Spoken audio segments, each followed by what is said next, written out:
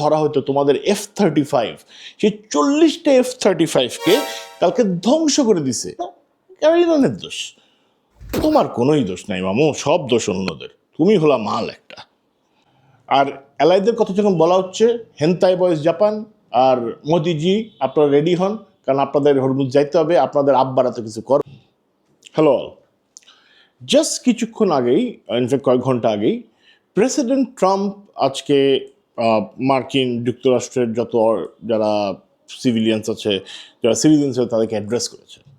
And সেই অ্যাড্রেসটা আমি শুনেছি, এবং সেই অ্যাড্রেস শোনার পরে মনে হচ্ছে একটা রেসপন্স তো দেওয়াই উচিত। পার্সোনালি আমি মনে করি যে এইটা আমার দেখা যে কোনো লিডারের দেওয়া ওয়ার্স্ট অ্যাড্রেস এভার। মানে আমরা লাস্ট হাসিনাও যখন ওই আন্দোলনের পরে আসছিল কালো শাড়ি পরে, এর চেয়ে প্রবলি বেটার একটা এক্সপ্লেনেশন দিছিল সে, কিন্তু ডোনাল্ড ট্রাম্প যা করলো হাস্য করেছে কোনো অংশ কম না। তার চেয়ে বড় কথা, he look very very weak, মনে হচ্ছে war is taking is tolls, কথা বলতে পারতেছে না, বডি ল্যাঙ্গুয়েজ অনেক উইক। আমরা জানি যে ডোনাল্ড ট্রাম্প একটা খুব বড় লুজার, এবং উই অল নো যে ডোনাল্ড ট্রাম্প হলো গিয়ে একটা arrogant prick. But you hate him or you like him, you have to agree যে ডোনাল্ড ট্রাম্প যখন আসে সে একটা অরা নিয়ে কথা বলে, সে কনফিডেন্স সাথে কথা বলে। আজকের কিন্তু তার স্পিচের মধ্যে কোনো কনফিডেন্সও পাওয়া যায়নি, কিছুই পাওয়া যায়নি। বডি ল্যাঙ্গুয়েজ ছিল extremely weak. I think he is sick and the war is taking his tolls. So যাই হোক, সেটা ইম্পর্টেন্ট না। সো আমি যেটা করব, আমি এক্স্যাক্টলি পয়েন্টগুলো লিখছি যে কী কী সে কথাগুলো বলছে পুরো স্পিচ থেকে, ইম্পর্টেন্ট পয়েন্টগুলো, সেই পয়েন্টগুলো প্রত্যেকটা অ্যাড্রেস করবো এবং দেখাবো যে কীভাবে সে একটা ফোনি একটা ফাক at the end of the day. So, প্রথমেই সে শুরু করে যে we are winning the war, we have all the cards, they have no cards. প্রথম কোশ্চেন, what cards? এই মুহূর্তে গ্লোবাল চোক পয়েন্টের two of the most important choke point, একটা হলো রেড সিতে, একটা হরমুজে। Both are being blocked by a country that you want to destroy, Iran. At the end of the day এখানে প্রতি অ্যানুয়ালি $1.2 ট্রিলিয়ন যে ট্রেড হতো এই দুইটা জায়গা থেকে, দুইটাই এখন স্টপ। কে এর প্রবলেম ফেস করতেছে? কার হাতে কার্ডস আছে? তোমার হাতে কিসের card? At the end of the day last নাইটে তোমার সবচেয়ে ইনভিনসিবল যাকে ধরা হতো তোমাদের F-35, সেই 40টা F-35কে কালকে ধ্বংস করে দিছে ইরান, জাস্ট ধ্বংস করে দিছে। নেভারটিম এয়ারবেস, যেটাকে ধরা হয় ওয়ার্ল্ডের মোস্ট সিকিউর এয়ারবেসের মধ্যে একটা, if not the most secure, probably one of the most secure airbase in the world, সেখানে তারা মিসাইল দিয়ে এবং ড্রোন সোয়ার্ম দিয়ে ধ্বংস করে দিছে। 40টা F-35 ইজ গন। একটা F-35 এর দাম is $100 million. Think about it, কত $মিলিয়ন ক্ষতি হয়েছে এক রাতে। এইটা ইজ অ্যাবাউট 60% অফ ইসরায়েলস যে এয়ার সুপ্রিমেসি নিয়ে ওরা কথা বলে আসে। 60% of air supremacy is gone in just 30 minutes attack by Iran and its missiles. এই মিসাইলগুলা এবং এই ড্রোনগুলা, যেটা নিয়ে তোমরা সারা জীবন হাসাহাসি করতা যে কী ছাগল বানাইছে, কম দামি জিনিস, এটা তো আইবই না। ধরা হতো যে ফেইথ যে মিসাইলটা ছাড়া হয়েছে, তোমরা বলছিলে এটার রেঞ্জের কত, রেঞ্জ তো মিডিয়াম রেঞ্জের একটা মিসাইল, এটা কখনো আমাদের কাছে আসবেই না। ইরান চেঞ্জ দ্য গেম এবং দেখায় দিছে কিভাবে তোমাদের প্রত্যেকটা যে তোমরা চিন্তাধারা নিয়ে নামছো প্রত্যেকটা ভুল, এবং at the end of the day you need to take steps to ensure যে তোমাদের সুপ্রিমেসি বজায় থাকে। কীভাবে করবে জানি না। এই নেভারটিম বেসটা কিন্তু 6-day ওয়ার থেকে ধরা হয় ইসরায়েলের ক্রাউন জুয়েল, এবং যত ধরনের অ্যাটাক তারা করছে, গাজায় বলো, লেবাননে বলো, জর্ডানে বলো, ইরানে বলো, ইরাকে বলো, যত ধরনের অ্যাটাক করা হয়েছে সব কটা করা হয়েছিল এই নেভারটিম এয়ারবেস থেকে, এবং সবচেয়ে হাইলি গার্ডেড এয়ারবেস সেটা is gone. And apparently Trump has all the cards. কোন কার্ডস আমি জানি না, হোপফুলি ও জানে। এইটাই হলো অবস্থা। সেকেন্ডলি সে বলল we will hit all electric generating plants যদি তারা কোনো ডিল না করে এবং ওয়ার না থামায়। এখানেই তো প্রবলেমটা। তুমি প্রথম থেকেই বলে আসতেছো যে there is a difference between the civilians living there and the Islamic regime. তোমার ওয়ার ছিল against the Islamic regime, not with the people who are living there. When you are hurting the people living there by taking away the electricity, লাভটা কার হচ্ছে? লাভ তো কারোই হচ্ছে না, লসই হচ্ছে। তোমার যদি 2%-এরও কম যদি কোনো পসিবিলিটি থাকতো ওদের মনে অ্যাটলিস্ট জয় করার যে চান্সটা, সেটাও তুমি দূর করে দিতেছো। কিসের কার্ড তোমার হাতে এবং কিসের তোমার আইডিওলজি আমি বুঝতেছি না। তারা বলছে যে আমি এমনভাবে তাদেরকে হিট করবো নেক্সট 3 উইকস যে তাদেরকে স্টোন এজে চলে যাবে। ভাই ওরা তো স্টোন এজেই আছে। তুমি ওদেরকে 50 বছর ধরে স্যাংশনে ফেলায় রাখছো, না ওদেরকে তেল বেচতে দাও, না ওদেরকে টেকনোলজি দাও। নিজস্ব মেধা দিয়ে ওরা আজ পর্যন্ত এখানে আসছে, যেটা দিয়ে তোমরা এত যুগ যুগ ধরে তোমরা সারা পৃথিবী থেকে ভালো ভালো স্টুডেন্ট নিয়ে যাচ্ছ, সব নিয়ে যাচ্ছ, সব ধরনের টাকা দিচ্ছ, কিন্তু তোমরা কিছুই করতে পারতেছো না। উইনারটা কে at the end of the day? You? I don't think so. এরপর ট্রাম্প তাদের অ্যালাইয়ের উপর আসছে এবং এটা খুব হাস্যকর একটা বিষয়।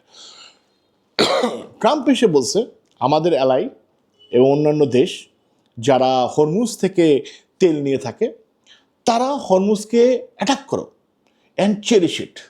I don't know what's there to cherish it. I don't know if he knows the meaning of cherish it.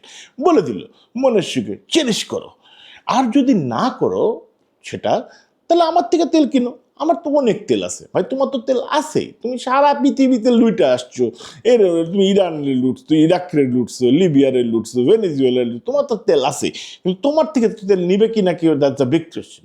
কারণ তুমি যে পরিমাণ তোমার যে পাইপলাইনের মধ্যে টাকা লাগবে আর তুমি যে পরিমাণ টাকা চার্জ করবা, সেটা does not make sense. And সে বলছে যে এটা নিয়ে চিন্তা করার কিছু নেই, হরমুজ আস্তে আস্তে এমনি এমনি খুলে যাবে যখন ওয়ার শেষ হয়ে যায়। কবে ওয়ার শেষ হবে আমি জানি না, কেন ওয়ার শেষ হবে তাও আমি জানি না, কিন্তু খুলে যাবে ভাই। একেই বলা হয় গাছে কাঁঠাল গোফে তেল, ট্রাম্প সাহেব। আর অ্যালাইদের কথা যখন বলা হচ্ছে, হেন্তাই বয়েস জাপান আর মোদিজি আপনারা রেডি হন, কারণ আপনাদের হরমুজ যাইতে হবে, আপনাদের আব্বারা তো কিছু করবে না, সো যা করার আপনাদেরই করতে হবে, বুঝে নেন কী করবেন। হ্যাঁ, এরপরে সে একটা পয়েন্ট অ্যাড্রেস করছে, যে পয়েন্টটা সামহাও ঠিক। সে বলছে যে we have the best and we have no inflation. এটা সামহাও ঠিক যে এই মুহূর্তে সিন্স লাস্ট মে 2025 এই মুহূর্তে ওখানে লোয়েস্ট ইনফ্লেশন চলতেছে 2.4%, তাই কিছু বলার নেই, সামহাও মিলে গেছে আর কি। এরপরে সে বলল people R concerned about rising oil prices, it's not my fault, of course it's not your fault. Hormuz কেন বন্ধ হয়েছে? কারণ ইরানের দোষ। ইরানকে কেন বোম মারা হয়েছে? কারণ ইরানের দোষ। আজকে অয়েলের প্রাইস বাড়তেছে কারণ ইরানের দোষ। ইরানকে মারা কেন? ইরানের লিডারকে মেরে ফেলা হয়েছে কেন? কারণ ইরানের দোষ। তোমার কোনোই দোষ নাই মামু, সব দোষ অন্যদের, তুমি হলা মাল একটা। এরপর সে পৃথিবীর সবচেয়ে ঘৃণিত কাজটা করছে।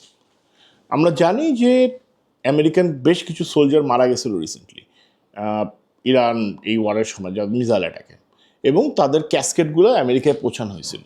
এবং ক্যাসকেটগুলো যখন ওখানে পৌঁছেছিল, ওখানে ট্রাম্পও গেছিল তার MAGA hat, make American great again, ওই মাগা হ্যাটটা পরে। এখন ওখানে যে সে কিন্তু বিশাল ব্যাকল্যাশ পাইছিল ওখানকার যে ফ্যামিলি মেম্বার আছে তাদের সাথে। তারা একই কথা বলছে যে তুমি আর তোমার আর নেতানিয়াহুর শখের একটা ওয়ারের জন্য আমার ফ্যামিলি মেম্বারকে আমি কেন হারাবো। সেইখানে ডাইরেক্ট মিথ্যা কথা বললো। And we have all this are documented, video আছে, এভরিথিং।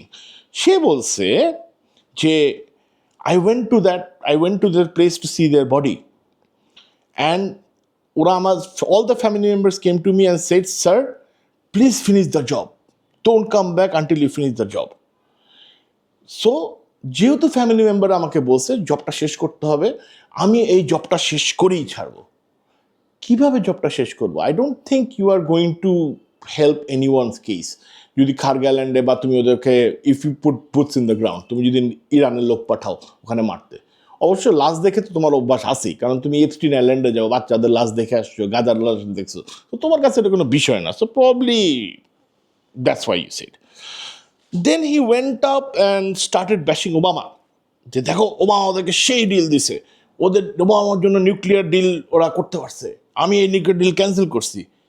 তুমি কি ভাই ডিলিউশনাল? এই লেভেলের ডিলিউশনাল মানুষ হয় কীভাবে? প্রথমত ইউ আর দ্য ওয়ান যে ইরানিয়ান অয়েলের উপর স্যাংশন উঠায় নিল, এবং এর ফলে ইরানের $14 বিলিয়ন লাভ হইল। তুমি রাশিয়ার উপর থেকে স্যাংশন উঠায় নিলা, যার উপর তুমি স্যাংশন দিলা, রাশিয়া তো এখন billions and billions of dollars এখন লাভ করবে, নট ডলার, রুবেল, কারণ রাশিয়া কিন্তু এখন রুবেলে তেল বেচে, নট ইন তার আবার সুইফটে নেই, ওখান তো বের করে দিচ্ছে। সো রাশিয়ার লাভই লাভ। আবার রাশিয়ার যে যত অয়েল ট্যাঙ্কার আছে তুমি সেখান থেকেও তুমি উঠায় নিলা তোমার যত ইয়ে ছিল, মানে আমি আসলে বুঝতেছি না ছেলেটা ওটা যাইতেছে কি। লাস্টলি সে যেটা বললো, he finished the speech by saying যে we are doing the right thing by ending a threat to us, and by the time it ends, United States will be much better, prosperous, greater than ever before. May God bless the people. প্রথমত Iran কোথায় আর তুমি কোথায়? তোমার সাথে মনে হয় 20,000 kilometre দূরে। অত দূরে তো কোনো ইন্টারকন্টিনেন্টাল ব্যালিস্টিক মিসাইলও যায় না, যেটা ইরানের নাইও। তোমায় কিভাবে তুমি একটা থ্রেট হইলা? উল্টা তুমি এখন থ্রেট হইছো। You know how? Because you have alienated the people, you have taken away their right, you have taken away their leader. এনাদের মধ্যে এই যে একটা তুমি তাদের মনের মধ্যে একটা জঙ্গিবাদ সৃষ্টি করেছো, এর থেকেই তোমার হার্ট হবে। এরা যখন তোমার দেশে যায় তোমার দেশের ক্ষতি করবে, এর ফলপ্রসূ কোনোদিনই ভালো হতে পারে না। Trump, please get your game right, please ensure the world is a better place. আমরা ভাই আর প্যারা নিতে চাই না। তোমার ইনফ্লেশন নাই, বাট যেভাবে তেলের দাম বাড়তেছে অবশ্যই ইনফ্লেশন আসবে, গরিব মানুষ সাফার করবে। তোমার দেশে অলরেডি প্রচুর মানুষ হোমলেস আছে, প্রচুর মানুষ চিকিৎসা ইয়ে করতে পারতেছে না, সবাই প্রবলেম ফেস করবে। So please take actions immediately. One more thing for the people who know me. So I have opened this page. This page is called Ifti Speaks. And এখানে আমি রেগুলার কন্টেন্ট দিব on economy, world order, my idea about what things are and how things might be better or things might get worse. It's all about my opinion. So if you want to know more, please follow me. Please put a like in this page. And সবাইকে একটু জায়গায় share করে দিবা, because এরকম জ্বালাময়ী জিনিসপত্র আমরা আরো দেখতে চাই। ইয়ে, শাবাশ।